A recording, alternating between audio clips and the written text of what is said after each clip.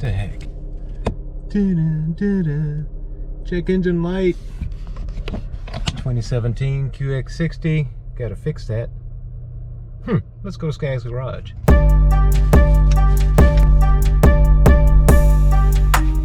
Hey!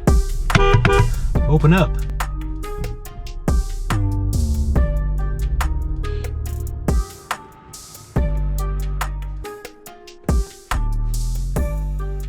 I already know what the code is. It's actually for a crank position sensor.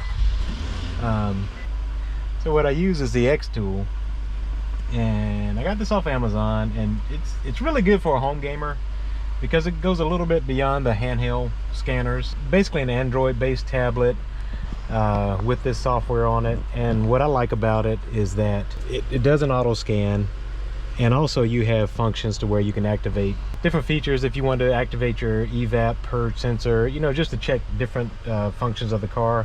This will allow you to do it, whereas your regular handheld scanner won't. But this one's simple. Just punch auto scan and it automatically knows it's a Nissan or Infiniti.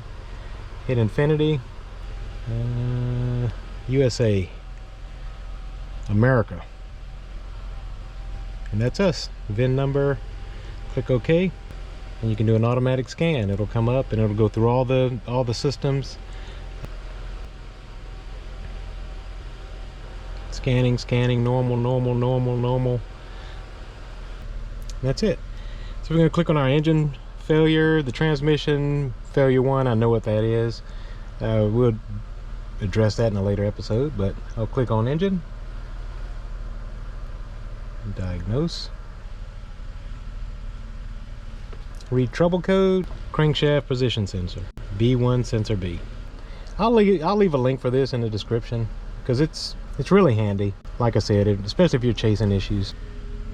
It'll let you do stuff like your automatic windows, door closers, yeah, all that kind of stuff. You can actuate those functions. So now we got to hunt down that part, because you know your man already got the part from Rock Auto. We got to hunt down this sensor, and just FYI, this isn't my first Infiniti. This is our third. I had a G35, a FX35. Now the QX60 would basically all have the same engine, the 3.5.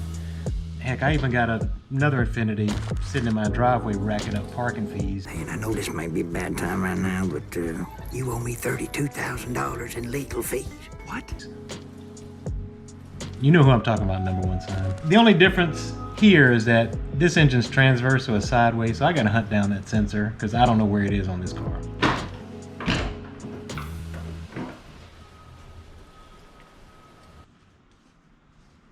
Crank sensor is definitely at the bottom, so I gotta put it in the air.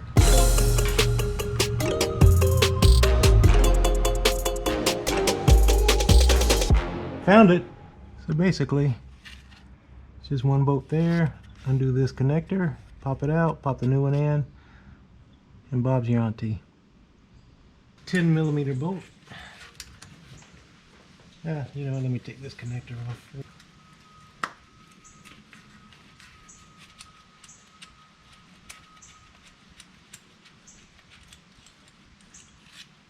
10mm.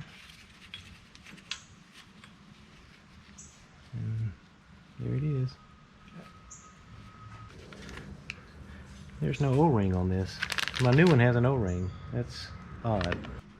There's this rubber gasket, or rubber grommet in between the engine case and the transmission. And this being a transverse mounted, anyway, it was just a little odd stuff for me.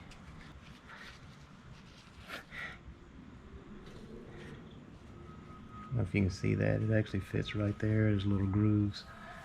I'm gonna go right on that.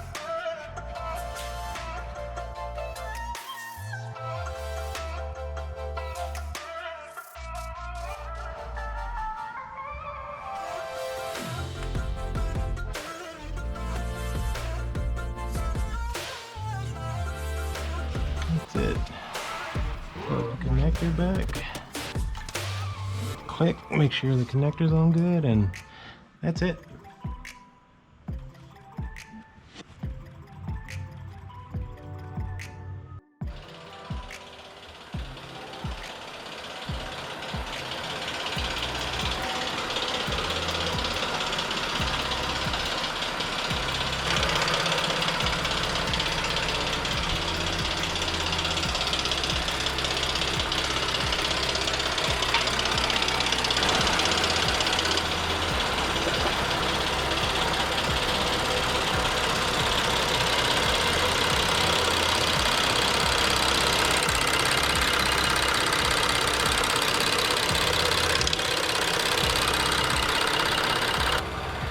slow. I guess I need to find out what that rattling problem is, but that's it for today.